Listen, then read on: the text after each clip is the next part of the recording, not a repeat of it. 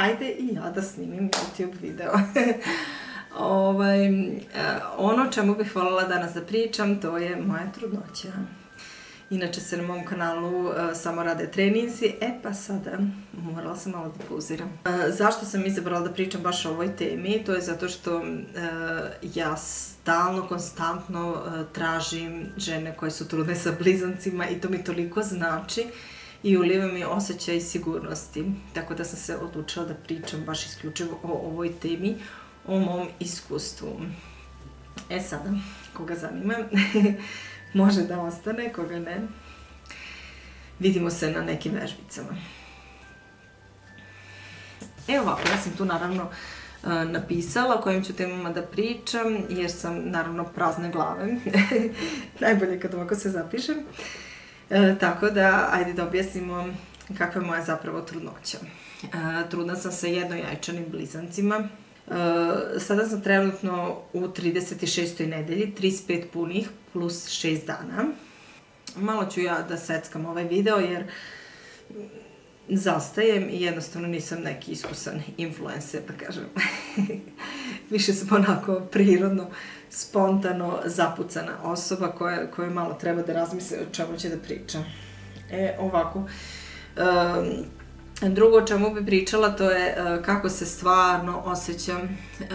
Osjećam se raspadnuto, da kažem, ova treća trudnoća je katastrofa. Jako nešto naporno u životu što sam iskusila i nikada da dođe kraj, kao da sam večno trudna, a ne znam šta me čeka, nisam jednostavno spremna i dalje, jer nisam svesna da očekujem bebice, jer sam nekako, poslednja trudnoća mi je bila pre 9 godina, sad će biti punih 9 u martu. I nekako, 9 godina, mislim se, to je to, imat ću samo 2 dece, iako bi želela više, ali ne mogu da slušam kako bebe plaču, jako volim bebice i decu i radim u školi sa decom i stvarno to me jako čini srećnom, naravno dok ne dođe do neke svađe i to. Uživam stvarno sa decom i od uvek sam bila više u društvu dece nego odraslih, kad god smo išli na neke slave ili šta god. Ali jednostavno taj period kad su bebe je jako težak. Međutim, sad će biti tako duplo i nije mi krivo jer ja šta god da poželim to mi se ostvari. Bogu hvala. Neko kaže da sam veštica, neko kaže da sam jednostavno čistog srca pa mi Bog čini sve što poželim.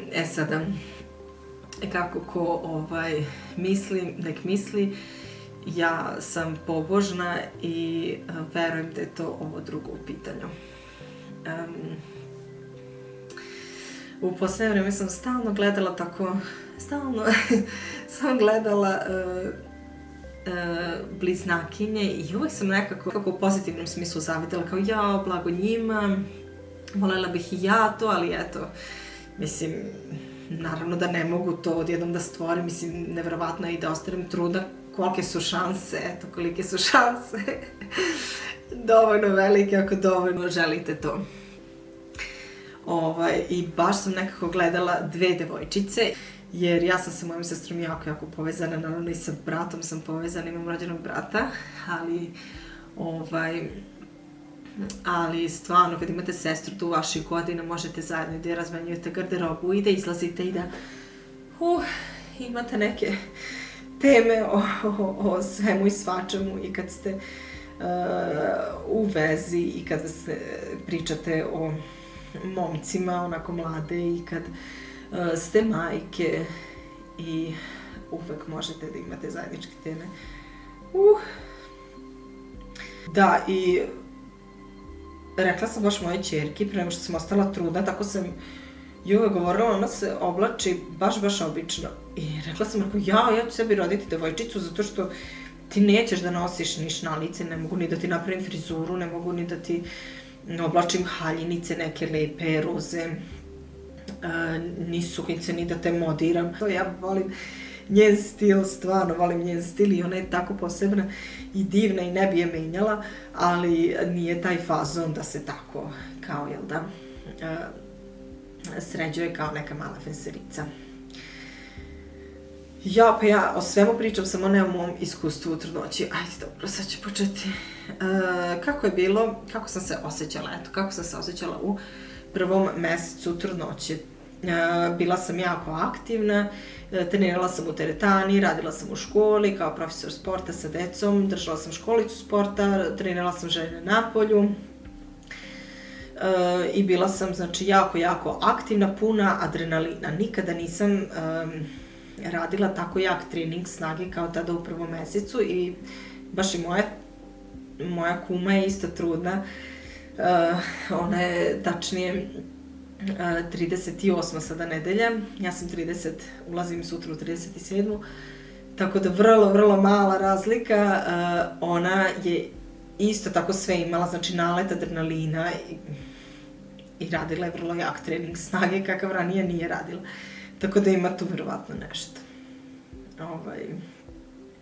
To je znači bio taj prvi mesec.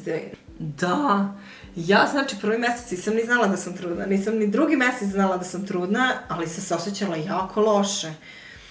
I bilo mi je muka, nisam imala energije, bila sam malaksala i bolela me glava, nedelju dana nisam mogla uopšte da jedem.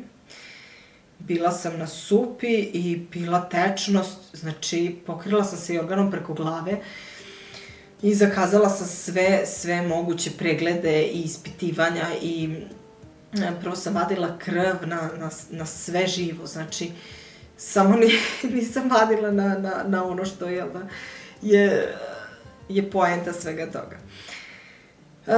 I na kraju, kad sam videla da je sve u redu, zakazala sam ultrazvuk, jer sam mislila, imam nešto mora biti, mislim, nešto mi fali, jer ne osjećam se nikako dobro. I otišla sam na pregled kod doktorice koja mi je otkrila prvu trudnoću sa ćerkom pre 11 godina i rekla sam joj, rekao, vi ste mi otkrili prvu trudnoću, rekao, sa ćerkom, ona je sada tu, rekao, ali ne znam šta mi je sada. Kaže ona, pa možda ste i sada trudni. Ja rekao, 1% ne verujem da sam trudna. Kažem ja, rekao, kaže ona, pa nikad se ne zna. Rekao, ako jesam, sam malo uplašala, rekao, pa i ako jesam, rekao, nemojte slučajno da kažete, rekao, tu mi ćerka, rekao, ona će se šokirati. Kaže ona, dobro, neću. I ja ležim i ona meni gleda. I ona meni oko, ja rekao, šta se smeš? I oko pokazuje 2. Jao, meni odmah oko suza to, niz lice, joj, bože, strašno. I kaže ona, da, kao, a moja ćerka gleda, ja ekstra dala telefon, mislim, nikad tako ne volim da dajem deci telefon dok smo negde, ali morala sam jer ona bi sve upila, sve bi slušala. I ona onako podigla glavu s telefona, gleda, i ja u transu, bukvalno, doktorica gleda moju ćerku, mene kaže da imate peska, morate piti čajeve, morate ovo, prolo vodu, ono. I ništa, uglavnom tako sam otkrila da sam trudna i da Bogu hvala nisam bolesna. To je bilo to početak trudnoće, znači nalet adrenalina, pad energije i kad sam se vratila u Švajcarsku, znači da radila sam čitavih možda mesec dana i posle nisam mogla. Jer kad god bih povisila glas, jer je velika, jel da, sala, mora se povisiti glas na sportu, mislim, ne mogu biti tiha, ko će me čuti. Kad bih povisila glas, onda odmah bi mi se stisao stomak i dobila bi te lažne kontrakcije ili, recimo, nisam mogla ni raditi koltu napred, ni skakati, ništa, mene bi odmah stisnule te lažne kontrakcije. I jednostavno nisam bila u stanju više da vodim, da držim čas fizičkog vaspitanja.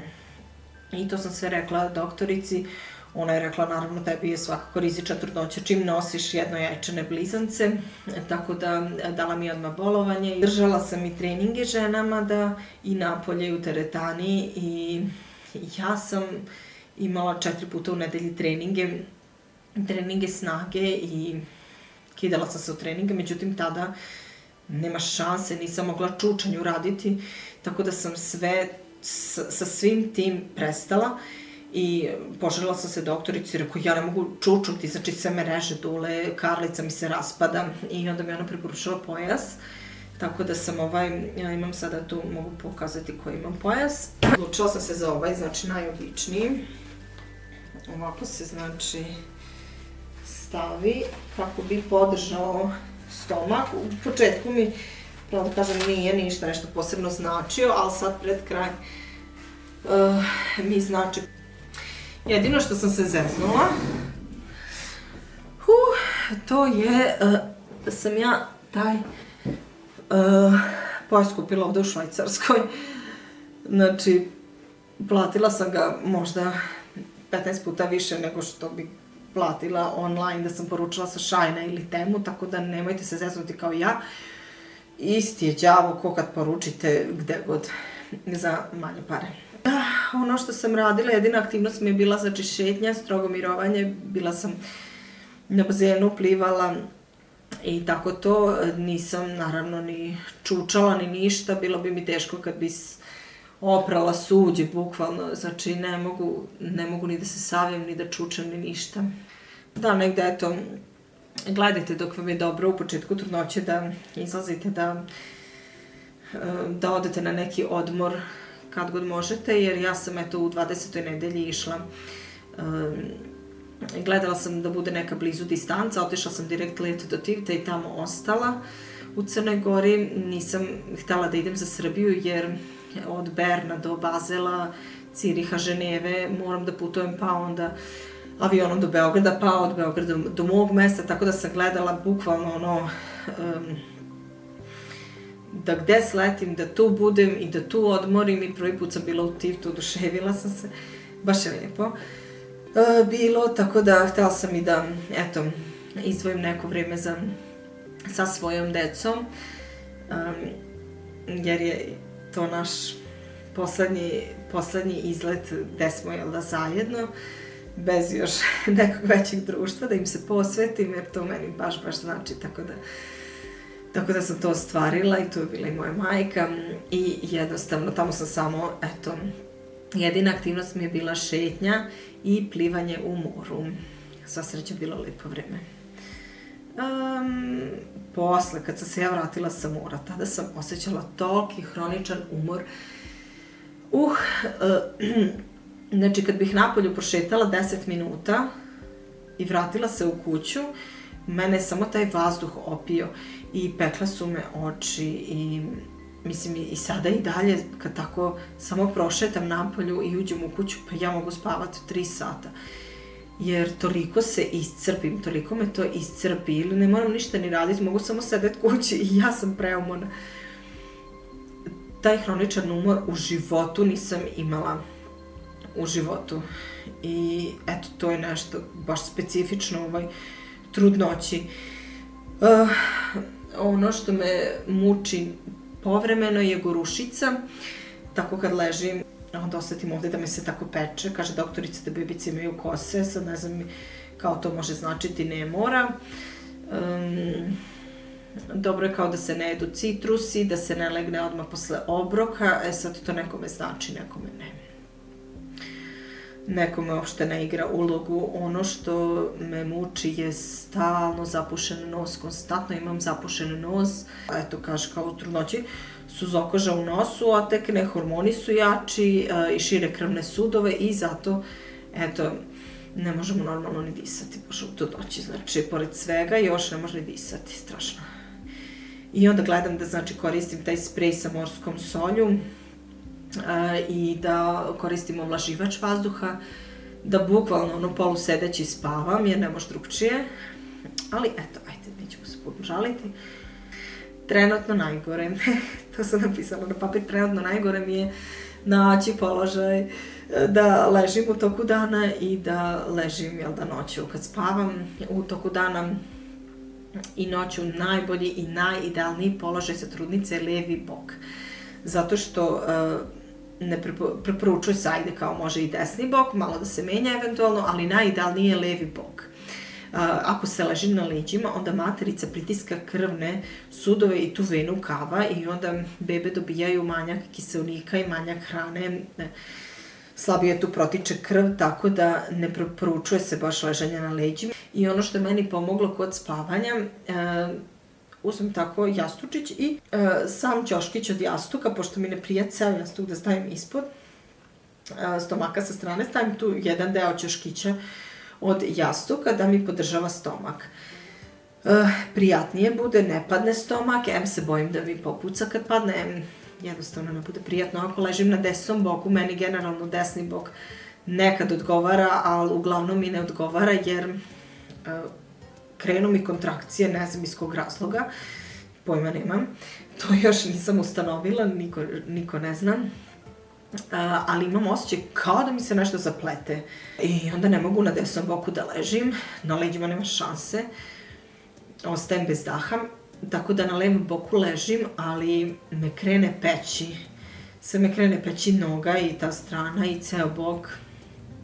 Tako da moram ustati tokom noći bar da prošetam i kad mogu okrenem se na desni bok. Da vidim što sam još napisala za tebe.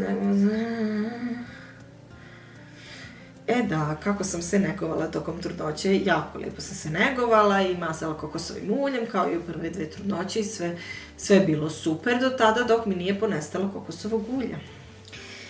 I dok se bebice nisu naglo spustile, to je bilo ulazak u 36. nedelju, znači bebe su se naglo spustile i ja tada nisam imala ulja tih dana. I krenula sam da pucam tako oko pupka. Tako da ulje obavezno koristite. Ulje i preko toga još neku hidratantnu kremu. I u prve 2 trudnoće nisam popucala, stalno sam koristila ulje. Mislim, sad mi je kao i veći stomak, ali i problem je to što su se naglo spustile i onda tu je jednostavno oko pupka najtanja koža i dolazi najviše do pucanja. Treba i da se hidrirate puno, da pijete puno tečnosti. Tad kad sam videla, probudila sam se i videla sam, rekao, krenula je da puca. I ustala sam, pravila sam da kasnije ručak i rekao, nemam kokosovo ulje i tamo sam stavljala maslinovo ulje na meso i malo se zalila, rekao, sad ću probati s maslinovim uljem, mislim isto biljka, ovo kokosova maslina. I moram da priznam da mi mnogo, mnogo više odgovara maslinovo ulje. Tako je fino, prijatno i preko još namažem tu kremu, hidratantnu neku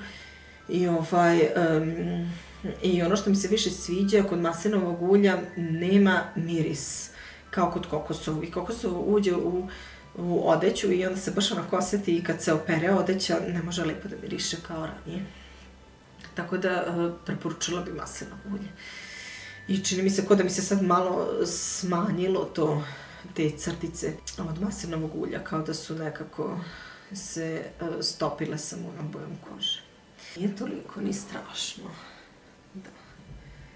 Znači, samo malo ovde, imala sam pre piercing, samo ovako malo ovde kao nešto.